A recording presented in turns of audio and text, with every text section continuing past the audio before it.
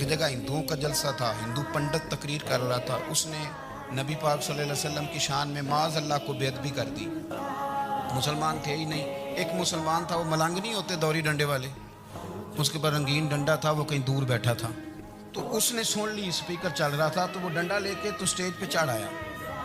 वो कहता मैंने पंडित के सर में मारा एक ही है, पर मारा ज़रा सही करके।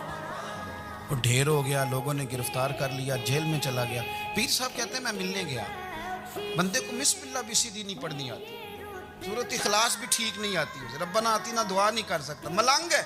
मैं मिलने गया और मैंने कहा यार ना तू नमाज पढ़े, ना दाढ़ी रखे, ना तू मस्जिद जाए, पर तूने कमाल कर दी।